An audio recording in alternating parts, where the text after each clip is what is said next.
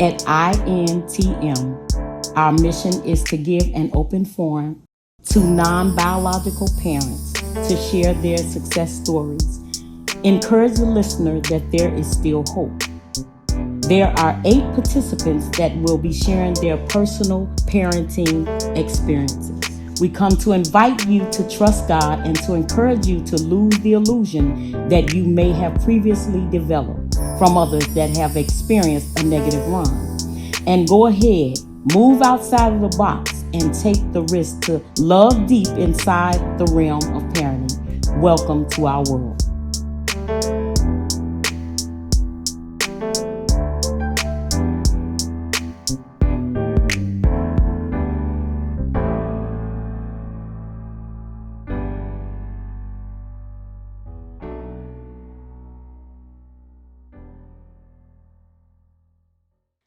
Vaniscia, has raising the children made you a more responsible person? And not saying that you was not responsible before, because obviously you were, because you were attracted to your purpose. And but in what area did you get more responsibility, if any at all? I would say, again, because this is something that I just enjoy doing. So from the infants all the way up to the teens, if it's a kid that's sitting somewhere singled out, I mean, that's the kid that I approach or whatever. And it's like just to get them engaged and let them feel like they're worth something. You know, a lot of kids, you know, they self-esteem and stuff like that. So that's when I try to come around. And I mean, I just love doing it. So it was not something I had to learn to do. But again, I guess just like an instinct. Like I just was born with that instinct just to, you know, help, especially our youth and my seniors too. And that's a blessing. Yes. Yeah. Yes. That's a blessing. Okay, I would like for you to describe to the audience the mental and emotional rewards that you have received from raising the children. I mean, have you helped them with their education? Did any of them graduate yet? Is anyone looking for toward prom? Okay, the boys. They're in a transition now. Like I said, they just turned 16. So that within itself, because they got to really learn how to start driving. I'm dreading that because it's like, I'm going to put in the car, teach them how to drive. Insurance. Right, the insurance and all that stuff. And then the girls that's going to come along with the transition because they're getting older and stuff. And then just the schools, because the school systems are, I'm dread saying this, but the school systems they're failing our babies. And so they're learning so much negative stuff where we didn't have a lot of negative stuff in school. Like they say, it takes a village to raise a child. We don't have that officer friendly that come in if you're late or whatever. So we find out through the little texting and stuff. But it's been rewarding. It's very rewarding because even the ones that I didn't adopt or children just in per se that's been around me, it's like, you know, I got a call from one young lady. As a matter of fact, one of the ones when I said they were young and when I was started working, and she called, well, I seen the name on Facebook. I kept saying, who is this? Who is this? And so the name looked familiar. And come to find out, it was a young little girl. It was a family, I think, of 4 sisters. And I did the bare minimum for her. I would go and I would buy all them clothes and stuff.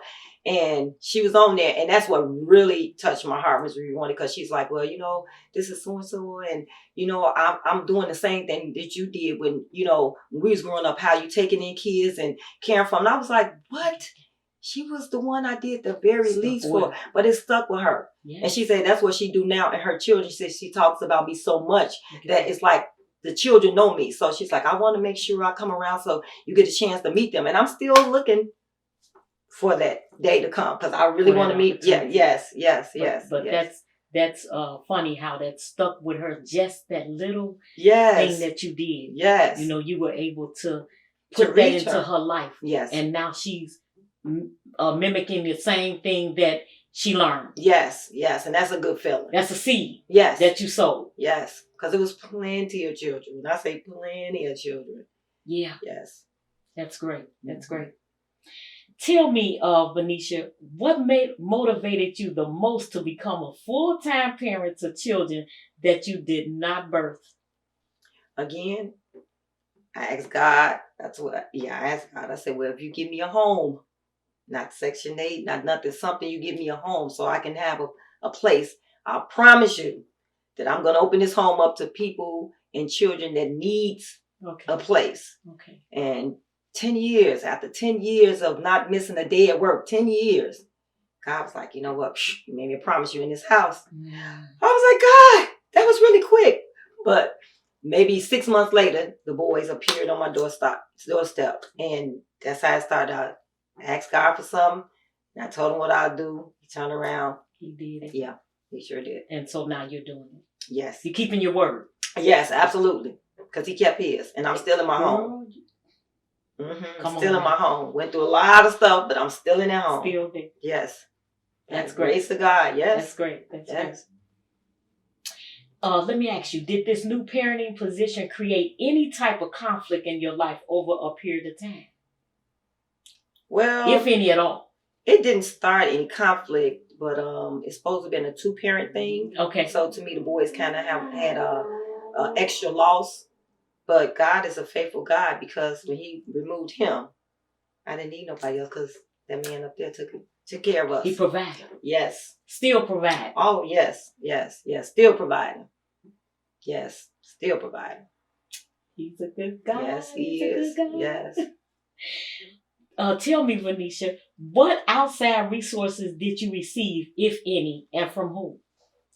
Well, when the boys first came to me, again, everybody know how I am about children, so all I do is make a couple of phone calls. The first day they came, my girlfriend was there, like, okay, I'm the godmother. Here's their box of clothes, and here's this, and here's that, and then here comes the state, and he's like, well, because I was telling like, hey, I got these boys, you all haven't given me anything, as of yet. Well, you have to, wait until they send out the checks, because people thinking they're getting rich off what? Right. I say, right now, these boys been with me 3 months. You all haven't given me a dime. And I opened my closet up. I said, here's over $700 worth of birthday stuff. Their birthday was coming up. Their birthday is close to mine. Yeah. I say, so it's not about no money. Right. You all know these boys still need to eat. But as far as that, everything that they asked me to do, I went above and beyond. So every Christmas party that they got invited to, as far as the state, we was there. Everything that they offered. I mean, the long drives, whatever they was offering, I made sure the boys was showing up there. And even when it involved the mom, I would make, comply. Exactly. Mm-hmm. And go above, because I was sending flowers and Mother's Day cards and stuff like that. Even though mom was still not accepting to all of it. But again, I gave her that opportunity. So, yeah. But I haven't really had. I can't say it was bad at all. If I had to do it again, I probably would. The same way. The same way. The same way. The same way. Okay. The same way. Because we stand before open heaven. Oh yeah. So anything you need, Oh yeah. Okay, God is good. Yes, he is. Did you receive any family support, and were they supportive from the beginning? Well, the first thing they tell you is, when you're taking the classes, is that you have to pretty much talk to your family about it, because what's okay. I might say, yeah, I want to do it. I want them. And my daughter and my son might be like, no, we don't. Because now that's more responsibility for us. We got to watch these little kids. But everybody, because I come from a family where we embrace children. Each other. Yes. And so it was no problem. My son, he was taking them. My daughter, she was taking them. My mom was, just the whole family. Pitched in. Yep, everybody was excited. And they just went right on in like I birthed them. Like you birthed them. Mm-hmm. Yep. Nothing was changed. Nothing. They come and get some. They came and they got all. So it's never. A blessing. Yes. Girl, it's a blessing. Yes, I am so glad to hear this. This is great. Well, you already answered this question. If you were given the opportunity, would you change anything from your experience? You already answered that one. No. But you can answer it again. No, I wouldn't. But I had waited for, and everybody, you're crazy. I had waited for the services for a baby girl. And after I told them, okay, y'all can have your license back now, because they weren't right. And then they started calling me with the baby girl, but I was done by then, because it's like, now I'm ready to travel. They getting up in age, time for me to go. Okay. Yeah. Okay, great.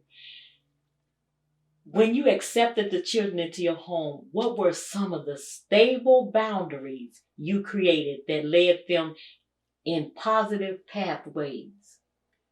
Okay. Okay, well, the thing is, with my parenting, I always tell all the parents and stuff. I'm old school. Okay. So with the boys, they were learning how to open up doors for the ladies.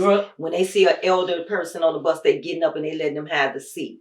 So it's like all the old school stuff that worked for me. Yes. That's why I instilled in them. Oh yes, and they're very respectable. So yes, I applaud you, girl. I applaud you. Thank you.